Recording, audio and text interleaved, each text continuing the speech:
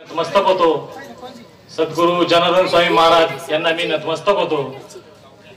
आणि ह्या उमेदवारांना आपलं राजकारणाचं शुद्धीकरण होण्यासाठी जे आमचे गुरु परमपूज्य महामंडळचे स्वामी शांतिगिरीजी महाराज यांनी जो पाठिंबा दिला, आशीर्वाद दिला, त्या महाराजांनाही मी नतमस्तक होतो.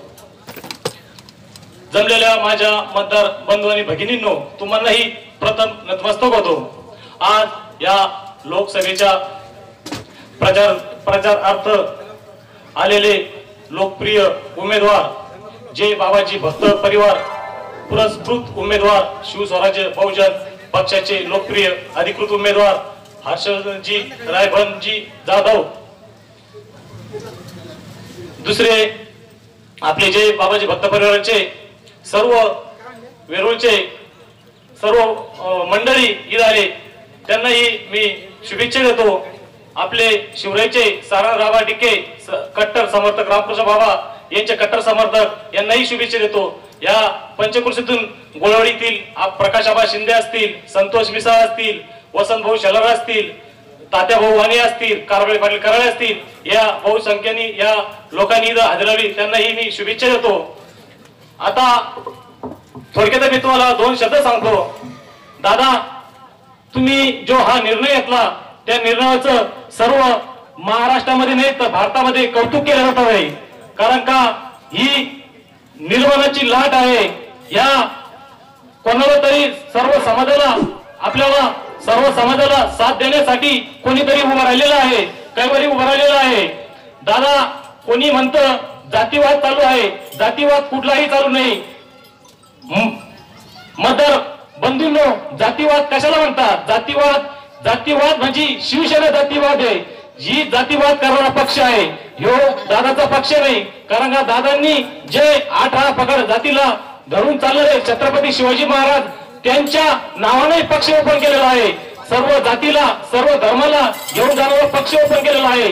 तरी याच्यामध्ये कुठलाही जाती भेद नाही. ज्यावेळेस गंगापूर इथे ज्यावेळेस आत्महत्या झाली, त्या मुलाचं आत्मदहन झालं, त्या मुलाला पाठिंबा देण्यासाठी पहिला एकमेव आमदार हर्षवर्धन दादा आहे. दुसरी गोष्ट असंच नाही, मराठा समाज म्हणून नाही, दुसरी गोष्ट कन्नडला ज्यावेळेस धनगर समाजाचा मोठा मोर्चा निघाला, त्यांच्यावर लाठीचार व्हायला लागला, त्यावेळेस पहिला आमदार हर्षवर्धन दादा जाधव साहेब तिथे गेले. ते म्हणी यांना नका मारू, मला मारा म्हणी. याचा त्याग करणारा एकमेव आमदार हर्षवर्धन दादा जाधव आहे. दुसरी गोष्ट, ज्यावेळेस छगनजी भुजबळ साहेब यांच्यावर अन्याय झाला तर एकमेव आमदार हर्षवर्धन दादा जाधव यांनी पत्रकार परिषद घेतली. त्यांनी म्हणी अशा लोकांवर अन्याय व्हायला नकोय, ज्या लोकांचे काम चांगले त्यांच्यावर अन्याय होऊ नकोय, अशासाठी हर्षवर्धनांनी मदत केलेली. जातीवाद कशाला म्हणतात? आता कोणी म्हणतात जातीवाद नाही, योजना पक्षवाद आहे, जातीवाद नाही. ज्या माणसांनी 20 वर्ष आपलं पुरं जिल्हा पुरा भरमिष्ट करून टाकला, त्या भरमिष्टाला शुद्धीकरण करण्यासाठी पक्षवाद आहे, जातीवाद नाही.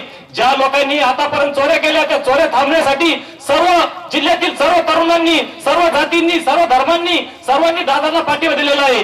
कालच अब्दुलजी सत्तार त्यांनी पाठिंबा दिलेला आहे, त्यांचंही मोठं योगदान आहे. 4 दिवसापूर्वी शांतिगिरीजी महाराज परमपूज्य यांनीही पाठिंबा दिलेला आहे. आपले जवळचे रामकृष्ण बाबा यांनीही पाठिंबा दिलेला आहे. बजाज युनियनच्या कंपनी त्यांनीही पाठिंबा दिलेला आहे.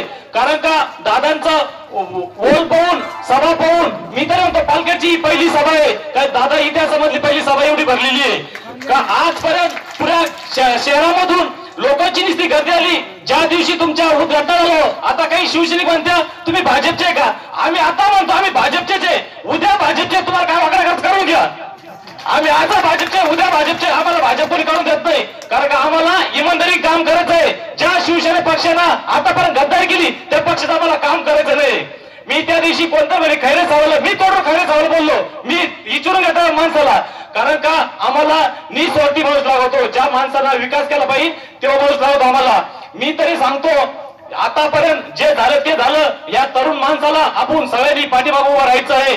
दुसरी गोष्ट, ज्यावेळेस कंसाचा जादा उद्रेक झाला त्यावेळेस कृष्णाने जन्म घेतला. कंसाचा ज्यावेळेस उद्रेक झाला त्यावेळेस कृष्णाने जन्म घेतला आणि कंसाचा वध केला. रावणाचा जादा उद्रेक झाला, रामानं जन्म घेतला, रावणाचा वध केला. त्याच पद्धतीने असा सिंगम पिक्चर निघालेलं आहे.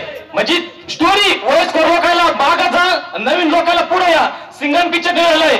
सिंगम ज्यावेळेस ते सिंगम जशी सटकलेली आहे तशी आता दादाची सटकलेली आहे. दादा खैराला पटाकाशिवाय राहत नाही, ही काळ्या दगडावर रेग आहे. तुम्हाला सांगतो, जो पिक्चर आपण नायक पिक्चर पाहिलेला आहे, जशी अमरीश पुरीचा घाम फुटला तसं तुम्ही चंद्रकांत खैराचा चेहरा पहा आणि दादाचा चेहरा पहा. त्याचा चेहरा पुढे उतरून गेला, दादा चेहरा फ्रेश आहे. कारण ही लोकांची पाठिंब्याची एक उगम आहे. तरी मी सर्व मतदार आणि बंधूंना मी एक विनंती करतो का येत्या 23 तारखेला ट्रॅक्टर ह्या निशाणीवर बहुमताने विजय करा. दादा, मला बी लोकांनी भरपूर उद्रेक केला.